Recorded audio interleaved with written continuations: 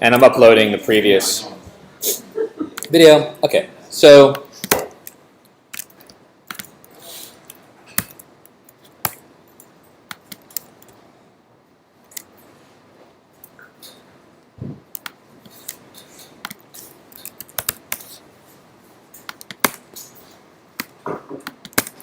what would I do to stagger these? Anybody know? What would I do to this one if I wanted this left-hand one to fall first and this right one to fall later? What would I do? Slide the Right. layer over. Well, if the layer, if I slid the layer over, then it would disappear. But you I can saw the extend keyframes. solid. Yeah, but it's a solid. Extend it, yeah. Hey, fun. It's physics on. It's not really physics. It's just this ease and whiz panel where you can add bounces and yeah. If anyone wants to play around, there's a proprietary plugin called Newton that adds physics to After Effects, and there's also in processing you can generate stuff using Box 2D. Did anyone play around with that in one of Griffin's classes? The Box 2D. We'll get to that. Yeah, be aware that there's a lot of ways to generate procedural motion, and a lot of them are really easy, right? You don't need to know the equation to generate, or the algorithm to generate that balance is this. So how would you bring it into After Effects? You download the script, right? Add to cart. You can pay $0. Some of the AE scripts. Remember, I was saying two very valuable resources are the scripts you'll find at motionscript.com and AE scripts. If I'm not mistaken, everything on motionscript.com is free. AE scripts, it's name your price. Some of them charge. Some of them are very expensive. Plexus is a script to read point clouds into After Effects. We looked at that briefly. I think that's $200 now because there's a lot of demand to connect. You know, people are recording point clouds, working with point clouds. But a lot of them are free. all that thing about the 2D box? Mhm. You think 2D box is about to take it and bring it in? Yes, as keyframes, right? That's the thing. Like you render out or render text or export text with keyframes and apply them to something.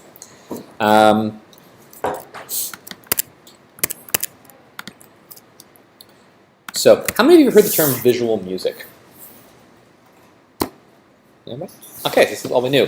That is an old term from early days of film. What they called, it was abstract animation set to music. And if you just search on it, this is a very interesting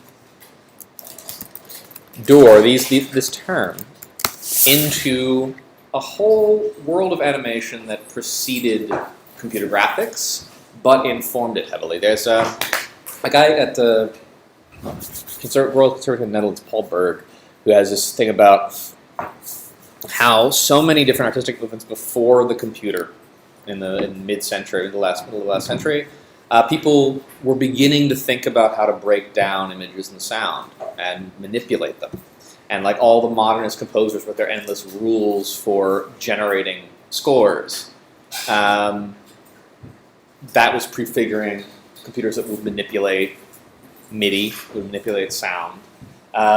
Different rules for working with pictures. Going back to Kandinsky, he had the rules for generating abstract art, a point and line to plane. This is like the teens or 20s, his book. This prefigures, right, generating graphics through procedural instructions. So a lot of this early work, even though it's all analog, so here's Oscar Fischinger.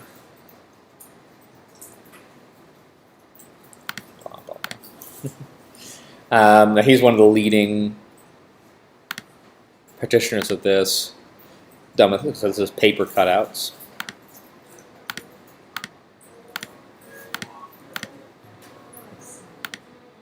You may have seen this in a film history class. This guy actually did the opening to Disney's original 40s Fantasia. Was done by Fischinger, yeah. And one thing to keep in mind when watching this too, like you're watching the work of a group of people, right? It's like we're so far removed at this point from the process of the creation of this. I mean, he had a large staff working for him. I mean, there's that line, I forget who said, like, before video, there were no auteur filmmakers, just people who didn't get credit. I mean, that's an exaggeration, but the amount of labor it would take to do this with paper cutouts and film, I mean, it's really hard to underestimate. There are huge traditions. I've just included a few links. If you begin to search visual music, where's our? Someone's created a YouTube playlist with a whole bunch of different.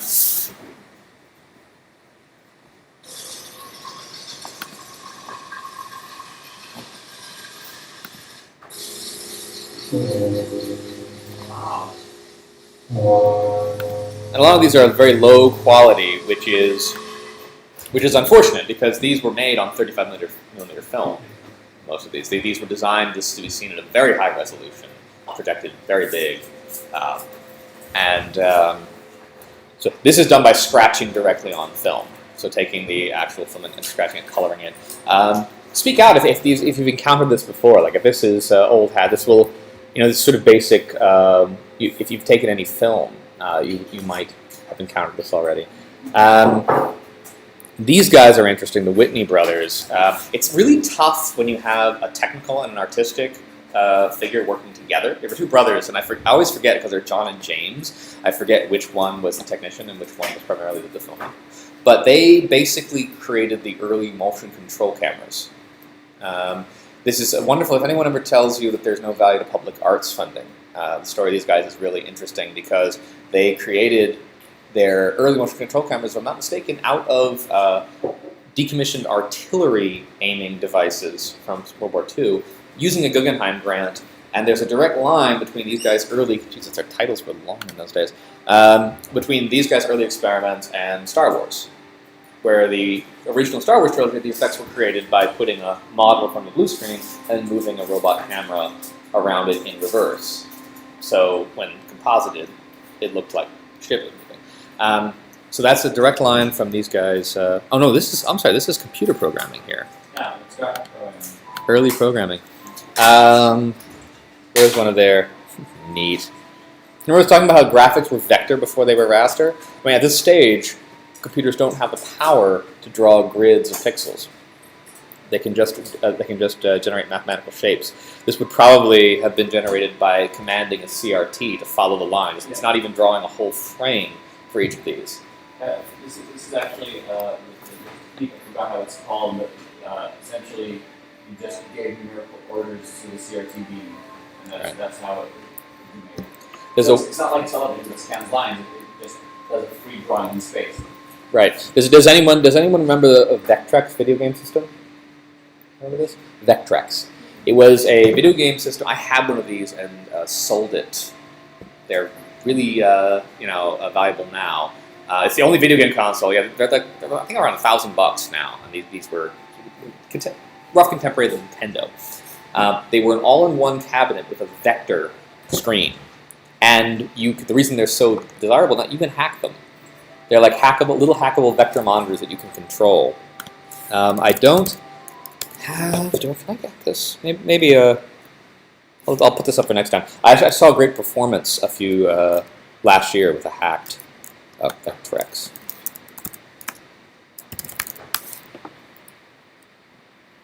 Okay. Now I'll put the video documentation up there for next time. But yeah, they can do fantastic things. The work of the Whitneys I was thinking of was their motion control cameras.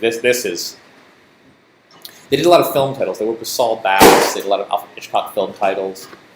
So this is moving a robot camera over surfaces in multiple passes. And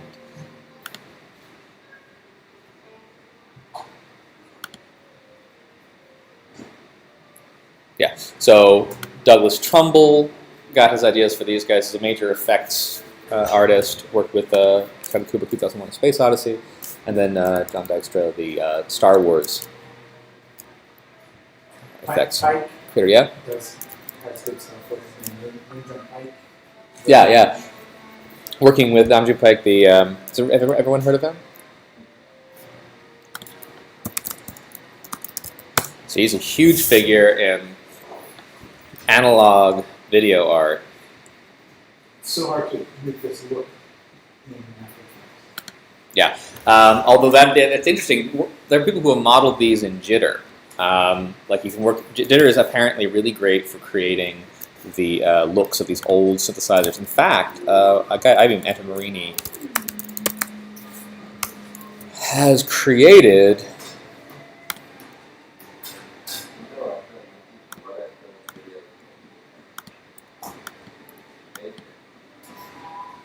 Yeah, so here's more analog video created by manipulating a vector beam. This kind of stuff would be difficult to recreate in After Effects alone, but you could probably come up with something in processing, or another. It's bad. This sort of stuff is this sort of signal processing is jitter, Quartz Composer, PD are especially well suited to. And I believe you can download.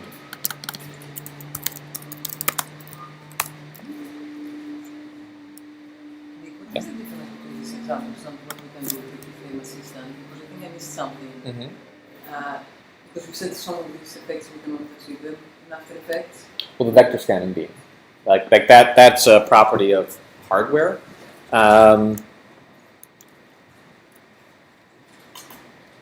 This is, so where do we down? There we go. I'm gonna paste this into the wiki. So here's one method. I believe this is the jitter patch. It may actually run as a standalone application also. For those of you interested in playing around with this, you could generate material that you could then bring in. But aside from the vector beam, like all this is achievable in After Effects. Where are we?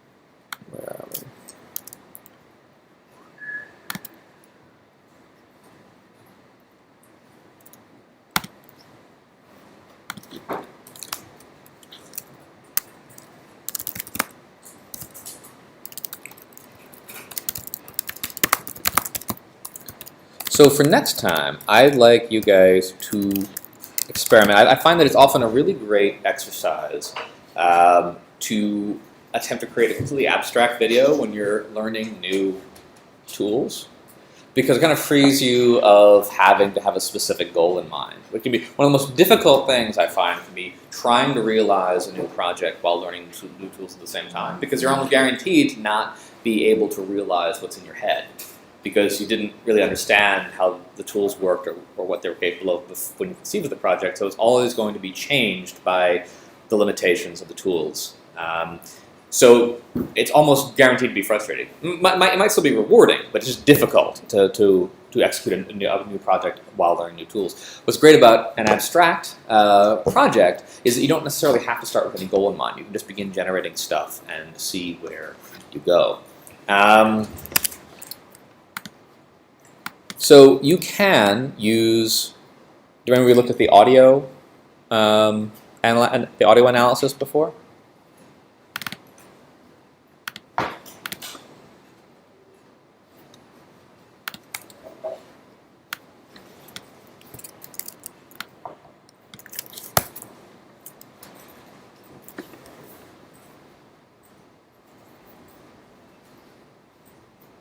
Oh boy, more of these stupid compressed. Oh, there we go. So I'm going to make a new shape. This is a refresher on the audio control here.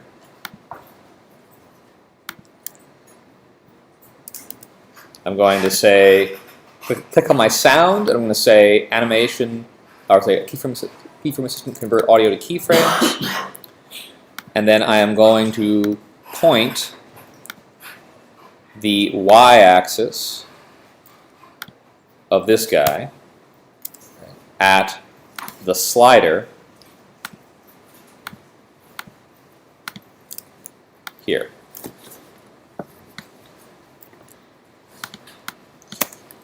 This won't work at first because remember we're putting both x and y.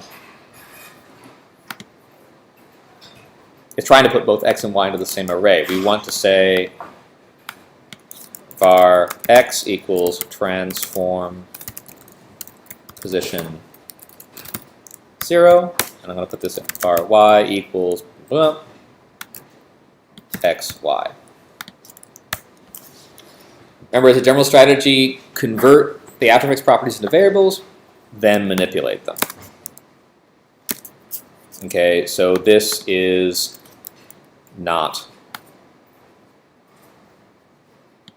First of all, it's moving in the wrong direction, right? Because when the y-axis increases, it moves downward. Let's say y minus equals this comp height. Oops.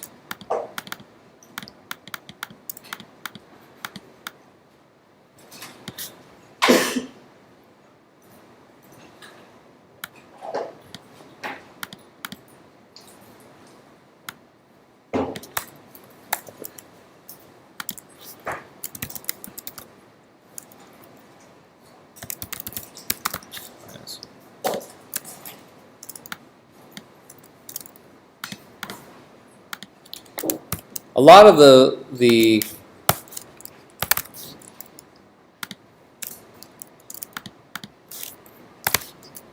because there's no one right answer. There we go. This comp height minus 400 minus, because we want to be moving up, we want to be subtracting from y. A lot of this stuff, there's no one right answer, right? It's just what you aesthetically think looks good. I want this to be somewhere on the bottom moving up.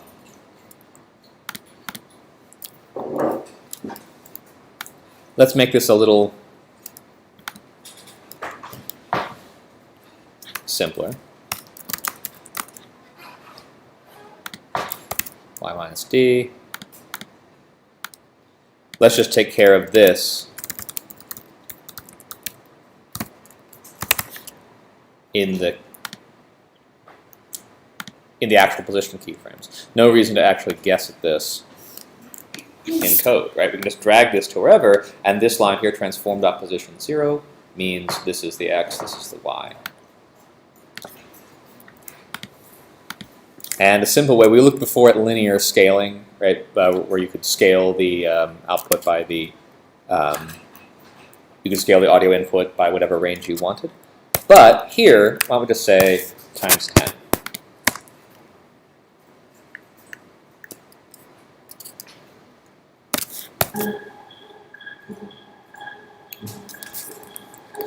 And an easy way to smooth that input, right, you can select this, and we looked at the smoother panel. We'll get to that up here.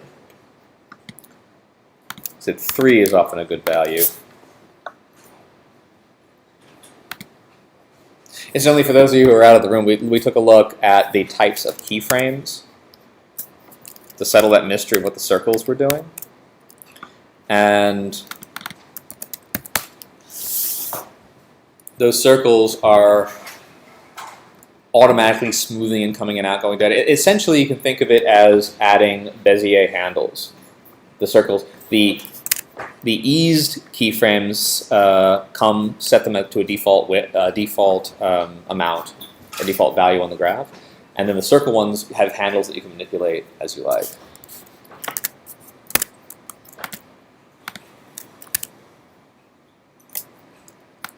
So now, with that smoothed,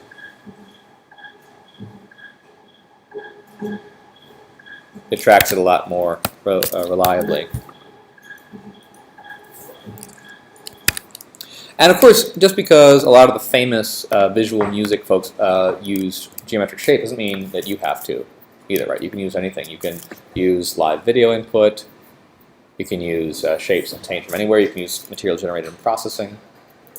Again, any of the techniques that we've covered so far.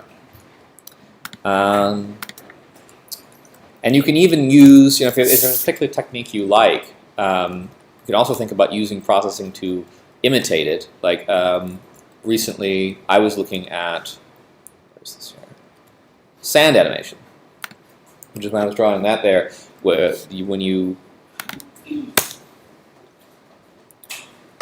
so this here is sand laid over a table with a light underneath, and just scraping the sand away with a finger, taking pictures frame by frame.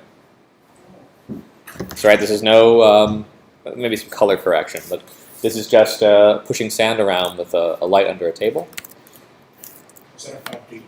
What'd you say? Was that a 5D? Oh no, that was shot a decade ago. That was just a DV camera. The glows are really nice. Yeah, it's very close up, right? You sort of get the least crappy image of a low resolution camera when it's doing something in close up. Stop motion. Yes, that's stop motion. Yeah. So one thing I've been interested in is imitating some of these techniques in processing. So I have, and this is on my GitHub, I'm going to say as another option for generating material for this assignment.